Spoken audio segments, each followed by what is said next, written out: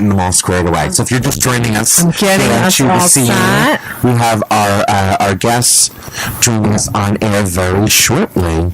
I'm trying. So she's trying to get it squared away. Our producer Kevin is not here today, so we've gone rogue.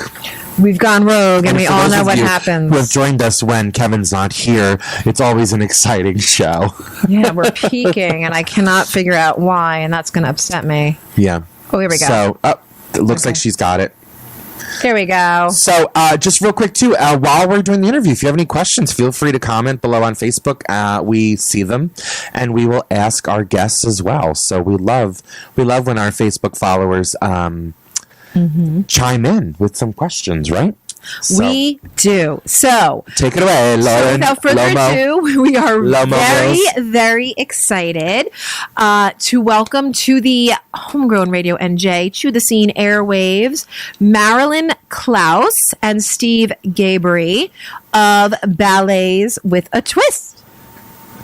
All right. Hi guys. How are you? Hello. Doing great. How are you? Great. Thank you so much for joining us. Thank you for joining us today. I know we've been trying to get this going for a while, and we finally got our schedules to work, so we are thrilled. So welcome to the homegrown interwaves, as we like to say. So Ballets with a Twist. I love the name. So we all know what ballet is. I was a ballet major in college, believe it or not, dance major. Wow. So can you talk to our audience a little bit and let us know, well, what's the twist? Yeah. What is the twist? Steve, do you want to go for that? Or? Well, I can say just from the music angle, versus how ballet is, traditionally classical music. Marilyn's, as she creates these pieces, she has an extremely wide palette. I was just describing the other day, one time I watched her teaching class, and instead of it being Tchaikovsky, where they were doing exercises, it was Run DMC. So basically, And so each of these pieces, the show is called Cocktail Hour, the show, and so each piece is a specific cocktail. So for me, the exciting thing and the twist is that I can write any type of music that I feel is appropriate. We have one piece that's called Scotch on the Rachmaninoff. And that's a great name. Thank you. And so I actually wrote it, like a Rachmaninoff, concerto for piano. And it's funny you guys were just talking about Queen, because I wrote the piece I think in 2012, and we've been performing it since. But Marilyn was trying different things in rehearsal, and all of a sudden I went, wait a minute, this could blast into a surprise rocking ending, with electric guitar, drums, bass, and everything. And so, what's great about Marilyn is she's game on all these kind of things. So it rocks out in the end. It's a lot of fun. But the pieces go from Latin, jazz, classical, blues, R&B, gospel. We've even performed with the Broadway High School marching band a couple times, including at the Beacon Theater to open Cyndi Lauper's Home for the Holidays. So it's just that's the twist for me, is that basically the music is not traditional ballet music, but anything goes. It's that seasons the cocktail, essentially. Great. So, do you have a question? So, yeah. So while you're, how does the process happen here? Is it, do you have music in mind that you want to incorporate into the show? Is it a story that you're looking to tell? With Cocktail, how did that come about? There's kind of, I'll let Marilyn also follow up on this, but it really, there's no, one other thing that's great, and I love it, is there's no real established template in terms of how we do this. Often Marilyn would sometimes pick a temporary track that, of a piece of music that she has an idea of, and then I would come in and listen to that, just sort of like how it works in film work often, where the director will get a working piece of music for a cut, and then the composer comes in and makes it, specializes it. But so sometimes that's how we first started working. I think more often than not now, sometimes I'll submit a piece of music, or she'll just start and I'll jump in, and on a couple times we both just started simultaneously, and it actually worked. I was quite surprised. Because you have this synchronicity, is that the word? Symbiotic, or like connection with each other. Well, we've been working for over 35 years. Yeah, so you guys kind of know. It's almost second nature at this point, So, where can, just before we continue, because we always want to make sure that, where can they find you on the internet, on Facebook, on Instagram? Because you guys are all over social media, your website. Can you just give us drop your handles, drop your website? Oh, sure. So it's balletswithatwist.com is our internet address. And so I know that. You can tell I'm really up on all these things. That's okay. And then the Facebook, I think, is the same, just Ballets with a Twist. And I think the Instagram is as well. And I think the Twitter may just be simply Ballet Twist. Okay. So definitely, you have sorry. If you're really in a hurry, you can also get to our website by typing in btwist.org. Oh, okay. btwist.org. And that's the name of Steve's. In the B Twist Orchestra is Steve's the group that's going to be accompanying us at White Eagle on December 16th. So we thought that was much hipper just to, to do that. Well, I have to tell you, I loved all your pictures because I did a little Facebook stalking. I'm like, getting ready for today, so I have to do my research. And you have some fantastic photos, and they're so interesting because I think when we think of ballet, our minds go to Swan Lake or Giselle or, Sleeping Beauty. And you have like this cabaret, burlesque. There's like a little sexiness to and I could just tell from the photos to your show. Well, it's, made by a female. I need that very deeply, so no use getting rid of any aspects of that. Mm-hmm. And our photographer, Nico Malvaldi, is incredible. He knows the pieces, and of course we're always making new pieces, but the pieces he does know, he runs around the theater and he knows the moment that he's dying to get, maybe that he didn't get the time before. Right. So that's a real process. And then, of course, the costuming, our designer, Catherine Zaire, is the bomb.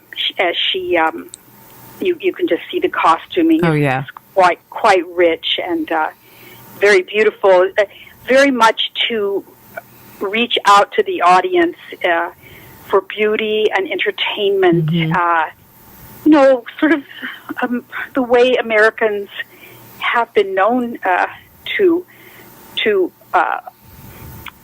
approach an audience in the past, and maybe the ballet got a little removed from the American audience. Mm-hmm. Right. Is kind of what I would say.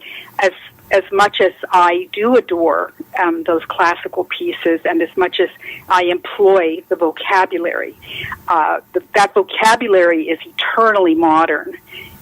It is a vocabulary, based on the scientific understanding of the human body. So you can't get any more modern or technological than that. So it's very, very easy to take the ballet vocabulary and blast it as an extreme sport, which is what it is. And so it goes so well with just so many concepts. I love ballet. I couldn't love anything more than I love ballet. But I was just ready to go somewhere else with it. No, I guess that's the twist. Yeah. And, but... Well, another thing to add to the twist is there's definitely an underlying sense of humor on each cocktail, basically. Oh, so you call each piece a cocktail? Yeah. Oh, I love that. And how fun for the holidays, too. Yeah. It's what I love about this? It's a different kind of show. And I'm not putting down Christmas shows or holiday shows. But, Christmas Carol, this is like a little bit, it's not so literal. Like, we can have fun during the holidays and not talk about Santa or a menorah or whatever. You know what I mean? Because you're bringing joy. And that's what this season is about. No matter what you celebrate, it's the season of joy, at least for me. Mm-hmm. Yeah, and it's really fun because when we first met the people over at the White Eagle Hall and the Jersey City Theater Company, when we spoke with them, it was really, really hot. It was in the middle of July, and they're quite booked up. I mean, they have many performers there, and so we broached the idea of performing at the holiday time because our one of our dances is the White Russian, and we'll be doing that as the finale, and it snows. Oh, nice. So that's a really wonderful piece to do at this time of year, and as you said, it's not literal, but it's the concert's uplifting and fun, and we have the Shirley Temple, we have mocktails, the Roy Rogers, as well as as the evil Boilermaker and the very evil Bloody Mary. I love that. And who doesn't love fake snow? I am like a child when I go to see a show and it starts snowing. I'm like, oh my gosh! Yes, and I know it's magic. It is. Marilyn, you should speak of who's dancing in Shirley Temple. Give a shout out to whoever you want, your dancers. Oh yeah, sure. Well, it's interesting because the the crew our dancers are classical artists and very well trained and from all over, actually from all over the world as well as the United States. And the people just end up in New York for employment. But the Shirley Temple is being danced by two young, very accomplished ladies, 13 years of age. And we met them when we were in residence at the Hamilton Stage for the Performing Arts in Broadway. We worked there quite a bit for 2 years. And we auditioned around, and we met some very young people, but they have stayed with us and toured with us and have now really grown up. So those two, Vanessa de Jesus and Crystal Mosquera, will be doing the Shirley Temple. And they're, of course, Jersey girls. So, yeah, that's great. We love our Jersey. We love our Jersey. I just love how, it reminds me of just hearing about the company. It reminds me of, the versatility of Shakespeare, right? So, Shakespeare could be modernized and just, you could put it anywhere. Yes. And you're doing that with ballet, which I think is just so exciting because you're bringing it to a new audience and to an old audience too that might be familiar with it. So, so talk about your own backgrounds in dance or music. Sure, Steve. Why don't you go first, please?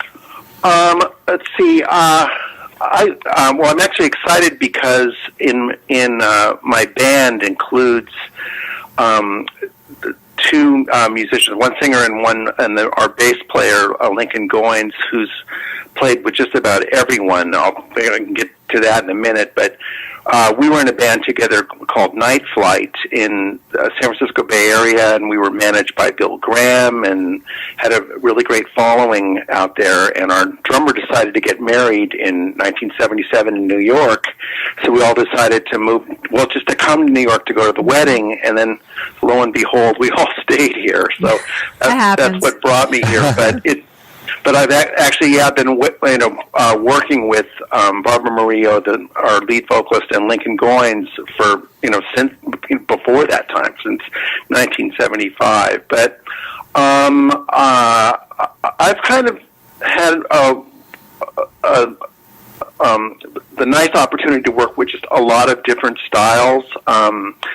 I think kind of most notably, I joined Cyndi Lauper's band end of 2001. Wow. And was with her till 2015. And then I basically retired from the band to just go full-time on Ballets with a Twist and Cocktail Hour. So, but that was just an absolute wonderful time. I did a lot of arranging and some writing, worked on with her with Kinky Boots. Oh, I just saw Kinky Boots. I loved it. Actually, we had the absolute very first rehearsal over here at my studio. And you're kidding! The musicians had to actually read lines for the first reading of the show. But anyway, my mouth is agape. I literally just saw Kinky Boots like last week. Oh, terrific! Yeah, yeah.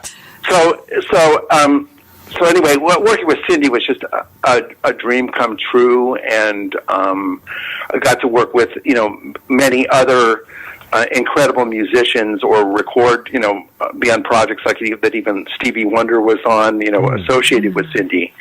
So but I've also worked with some like Suzanne Vega, or this great Scottish band called the Blue Nile. Oh wow! I worked accompanied Patti LaBelle, Ricky Lee Jones, C.B. Snow, Little Anthony, Benny King. Vicki Sue Robinson, if you know who she is, Turn the Beat Around. Oh, yes! Oh my gosh! That's cool. So it's and a lot of different singer-songwriters, and like Sean Colvin. Okay. Yeah. So, yeah. I love that. I love that you found, and then you guys have been friends or been working together for 35 years. Yes. I think that's incredible. How'd you meet? Well, Steve, do you remember? A mutual friend of ours brought me into, he was writing a piece for one of Marilyn's dances, and we actually had met casually, but he brought me in to actually, work in the studio on one of his songs with Marilyn. Right, but it was actually, now I'm remembering, it was through high school friends. So it does go back quite a way.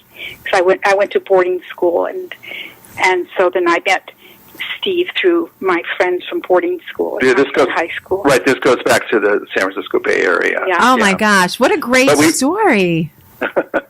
And then I'm from Los Angeles, and Steve's from San Francisco, but we met here, and my background is quite different than Steve's. It's almost completely. It's a really homegrown background. So, my father took me to ballet lessons with him, and then I studied tap and hula, if you can imagine. Yeah, of course. Amazing. And so I basically prepared myself to join Busby Berkeley's organization, not realizing that there was not such a thing. So I trained with Carmelita Marachi, who's an amazing teacher, famous dancer in Los Angeles, and with a person named Mae Murray, who was an actress and vaudeville star. But it was I was pretty much choreographing and creating my own world, which I guess I have continued to do up until now. Right. So I would choreograph the Christmas spectacles for my parents' front lawn.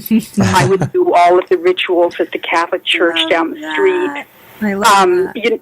So just any place where I could insert a spectacle, I would do so. And I would get a little bit in trouble with the nuns because I would try to dance on point on their desks, and things like that. So I think that's probably with the ballets with a twist. I never saw a place where ballet wouldn't fit, and my parents would have these dance parties at our home, like once a month, and people would come in formal dresses, and then they had it was definitely not a ballroom. What they did was they put a wooden floor down on their patio, and then would dance to like Nat King Cole and all these people. My dad was he wasn't really a bouncer, but he worked in this great club in LA called the 331 Club, where Sarah Vaughan and Slam Stewart and all these incredible artists would perform. And so I grew up in a house just filled with music, and so just music and dance was it. And so I think my parents were kind of surprised, but that that's all I ever did, and I just continued to choreograph. I came to New York. I realized that Busby Berkeley only existed in films, and so I just decided that I would create that experience. I love that. I love that. Yeah. I love that your home life seems fantastic. Your parents, having theater and music every day in your life, so they clearly were supportive. Steve, was that the same with your childhood? Were you raised in the arts as well, like Marilyn? Oh, I was very fortunate to be put through the Berkeley school system, and we actually had a School of the Arts sub-school in our public high school. And so, like my junior year, I was taking history of jazz, radio broadcasting, jazz ensemble, music theory, constitutional law, Tai Chi, and modern dance. Wow.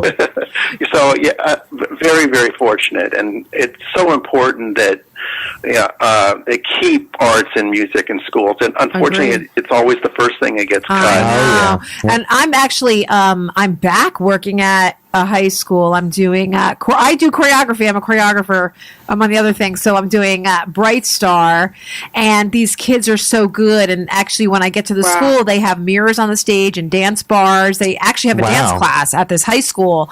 So it's you're right. It's always the first thing to go, and it's God, that saying, "A world without art or the earth without art is." I mean, it's we don't realize TV, museums, libraries. I mean, art's not just theater and music. It's so much. There's so much more to it. So now your show, December 16th, White Eagle Hall, 6 p.m. Yeah. Where can I'm sorry. Yeah. I was just going to say, and it's set up with cabaret tables. Oh my gosh, love that! It's set up as a club, and they have beautiful also bars in there. The venue is unbelievable. It has a stained glass window of Chopin in the ceiling, and it's a restored building, and then in the basement is a speakeasy type of restaurant called Madame Claude, and we have a dinner special, and it's not an early bird dinner. I mean, it's a beautiful French bistro, so you can have cocktails while you watch a show. It's a full nightlife experience, and you can dress up, please. I love that. Dressing up. Actually, I just wanted to add to that. Sure. This is a real rare experience for us, where we found a club where we can have the band and have the dance, and not have the band obstruct the vision of the dance. Right. But seeing us in a nightclub, we tour all over the country playing theaters and large theaters and stuff. But it really, at the core, this show is a nightclub cabaret show. Yes. And so to experience this nightlife, this is the real deal for us. And the club is, as Marilyn's saying, it's really terrific. The company is extremely excited about this performance. Oh my gosh, I'm excited about it. Where can we get tickets? Can you give the site? Yeah, absolutely. Well, you can go on our site, balletswithatwist.com, and the homepage comes right up, and it goes get tickets in this little cute gold, like vintage ticket, and you click that on. Or you can also go to the White Eagle Hall website or the Jersey City Theater Company site. And they're very reasonable. They range from $20 to $35. Oh, wow. Oh, wow. That's like, I mean, really, that's nothing. For an event for like what that. you're getting, you know. But we really wanted to, for our first show there, we really wanted to kind of, you know, make sure the community could all attend. Right. And also all the dancers' friends could attend, you know, because the dancers are never really that flush, as you can imagine. Oh, Sure. yeah. So, I know. yeah, so we really just wanted to make it something that, you know, was accessible financially as well, and the Jersey City Theater Company has really is producing us as well, so they're coming in and helping. So we really hope that we can make it a regular thing. Oh, that would be great.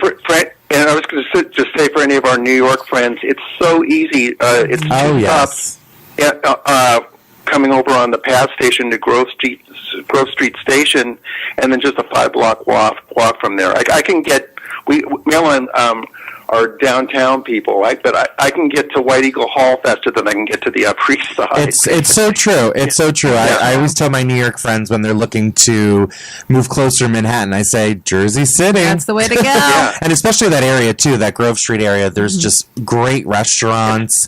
It's so a really hip, fun area. I can't believe it. I know, it really is. Jersey's a hip place. I know. It really is. That's why it's expensive. I'm in. Oh, you guys, it was so Marilyn and Steve. I know we've been this has been in the works, this interview, for a really long time. And I'm so glad we finally got to do it before your show, because I wanted to make sure that we had a chance to chat before December 16th. So December 16th, White Eagle Hall, 6 p.m., Ballets with a Twist. You can go to balletswithatwist.com, get your tickets there. Also follow them on all the social medias, Facebook Ballets with a Twist, Instagram Ballets with a Twist. I think Twitter was Ballets Twist. Just Ballet Twist. Ballet Twist. Yeah. And you know what? It's so this is exciting. I love ballet. I love going to ballet. I did ballet in college. I did ballet my entire life. But I love the little, and I'll say the little that you're bringing to it. Is that a word? When I heard Ballets with the Twist, I was like, ooh, there's edge. Yeah, a little edgy, but you're, because why can't we have the marriage of the classic and the modern? And you are beautifully putting it together. So it's obviously appealing to traditional ballet folk and non-traditional. Yeah. To folks that have the world we live never in. Seen ballet. Yeah, the world we live in. So yeah, the world we live in. the world you. we live in. So One actual thing to add to, it's really like a pop show. It's like short vignettes. It's not like Sing Swan Lake that has a 45-minute first act and 45-minute second act. It's like pop songs, and it moves. It really breezes through. You sent me, and I did get to listen to some of the music, and I'm like, this is fantastic. I mean, really quick before we go, yes. What do you do on the side when you're not ballet and twisting?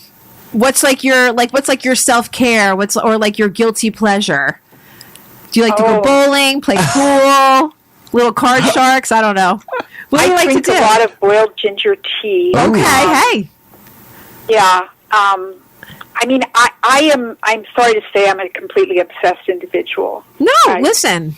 I get it. You're committed to what you're doing. Yeah. I'm a travel agent for the company. That's my side gig. I do all of the bookings for the airline and the hotels and the vans to get us from city to city. Yeah. That's great. That's my side gig. Yeah. What about you, Steve? It's pretty 24/7. Yeah. Well, like I said, it's pretty 24/7, but sometimes I research the ingredients of the cocktail. Ah, there.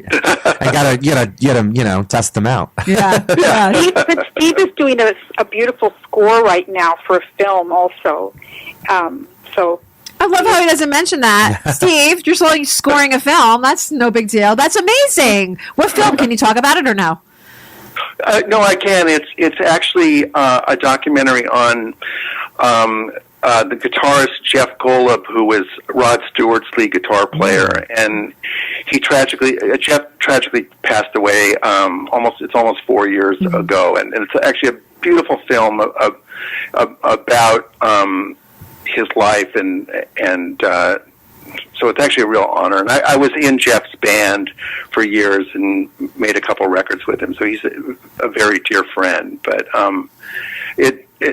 we're winding it up, so it should be out pretty soon. Ooh, it's called "The Train Keeps a Rolling." Oh, nice! Fantastic. You'll have Maybe to. we'll let you know about it. Yeah, you'll have to come. You'll have to be on the show again and talk about it. Maybe the next that'd time, be great. why don't you come in the studio? I know we were hoping to do that, but why don't you come on in, play some music? Well, we wanted to come the 28th. We were planning on it, but Steve actually has rehearsal for the Beat Twist Orchestra tonight. Yeah, Oh, right. But listen, we always say once you're on Homegrown, you're part of the family. That's right. So I'm going to find you both on the. Do you have social media, personal social medias?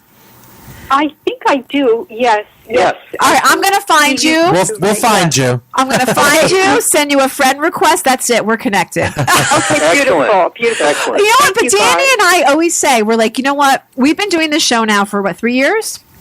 And we kind of just started on a whim, and we always get off the air, and we're always in awe because we get to talk to the most fantastic people. Yeah. And you guys are like included in that. I mean, you can't see my face unless you're watching our Facebook Live. But as you're talking, my eyes get big, or I'm like smiling. I love hearing the artist's story. And I love that you're doing what you're doing, and I think you're so generous. With your art, sharing it, making it, what's what I'm looking for? Not tangible, for a newer audience. Absolutely. I love that. And I really want, this is Sunday, right? The 16th? Yeah, it's a Sunday, yeah. Ooh, I kind of want to come. Well, I'm going to reach out. Just let us know. That would be wonderful. Yeah, I will. I want to have see if I can do that. Sometimes I always want to go to these things, but I do have 4 kids, so sometimes that gets in the way. Oh, my heavens. Bring the kids. I could. It's a family show. I know. You guys, this was amazing. Thank you so much. With a twist. Cocktail Hour, White Eagle Hall, December 16th, 6 p.m. Ballets, what was I going to say? Balletswithatwist.com. Stephen Gabery and Marilyn Claus. Yeah. I'm saying Klaus. Yeah. Claus. Thank you so Thank much, you so much, guys. Have a great day. Thank Thank you. you so much. Best of luck. Best of luck. Thank you, Thank you. Thank you. Okay. Take care. Bye. That was so much. How fun.